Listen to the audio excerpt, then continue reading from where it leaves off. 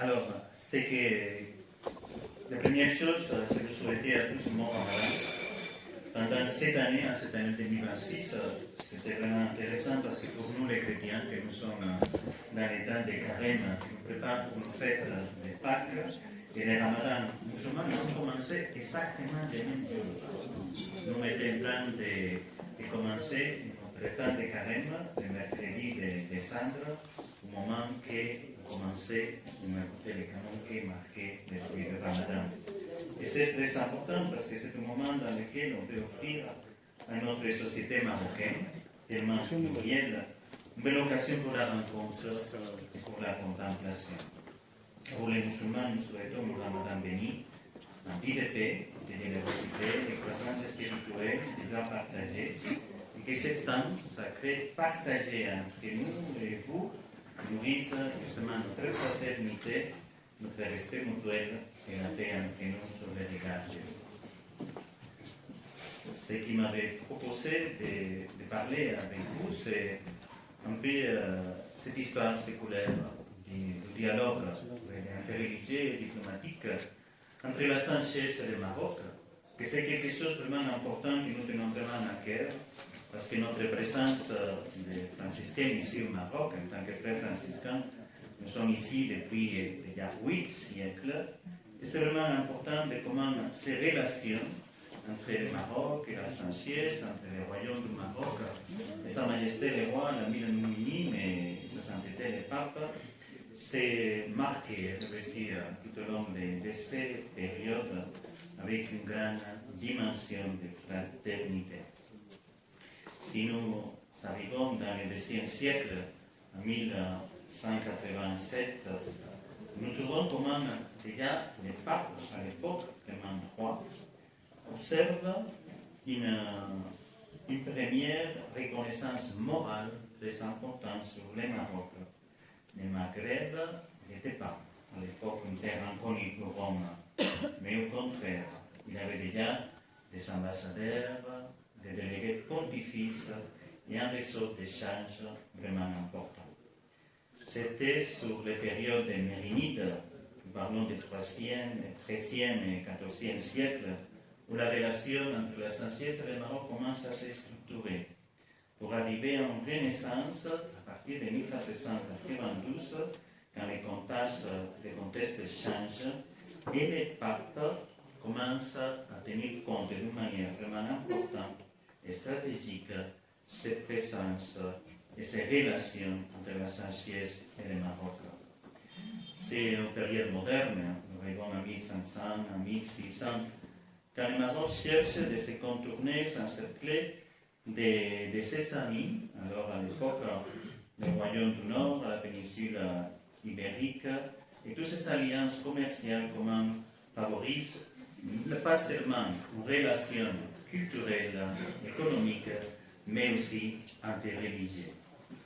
Le grand tournant diplomatique sera dans le XIXe siècle, dans les temps dans lesquels le sultan Hassan Ier il envoie une délégation à Rome, au Vatican, pour saluer le pape qui célébrait les 50 ans de sa vie en tant que prêtre.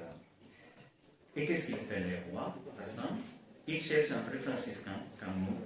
qui était à Tanger, le frère José Maria Lerchundi,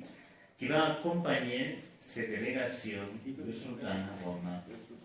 Alors on peut imaginer un simple frère franciscain qui accompagne la délégation du sultan à Rome au Vatican, qui se présente devant le pape.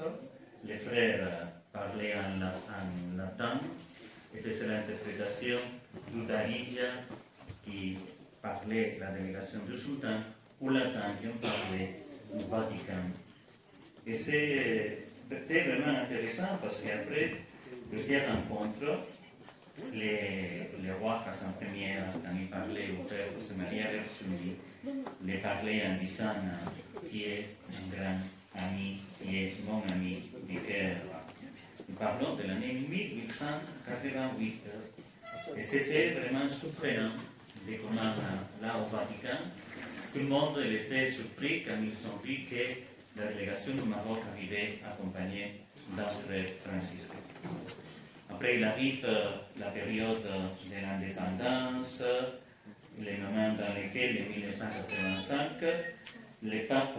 Jean-Paul II arrive en étant le premier pape qui met les pieds dans un pays arabe, dans un pays musulman, sur l'invitation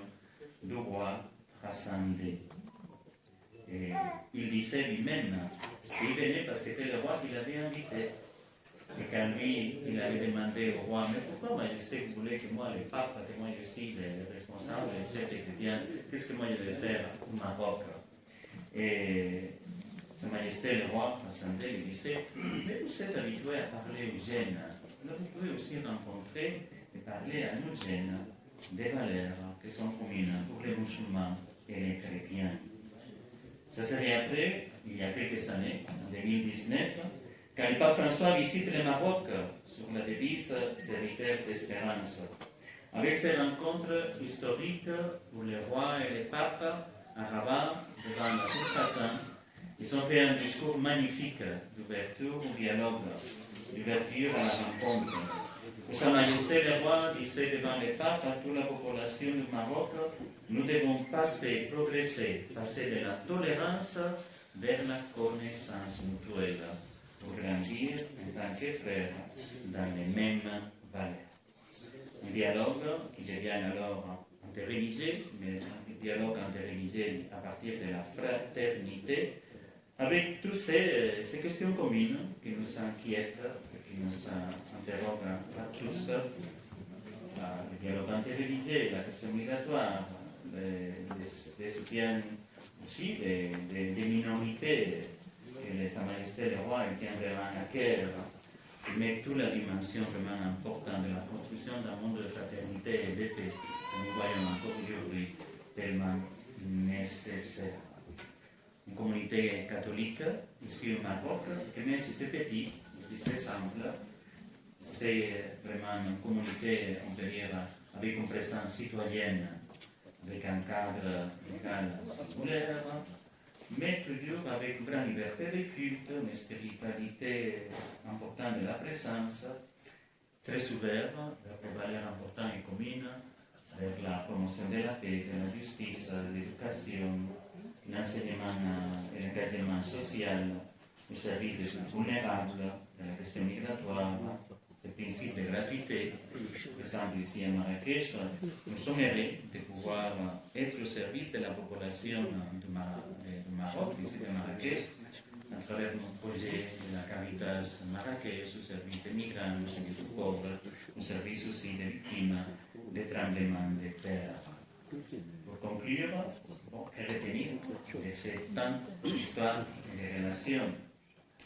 Ce sont des relations qui sont croisées, qui sont plus vraiment des relations d'amitié et de fraternité,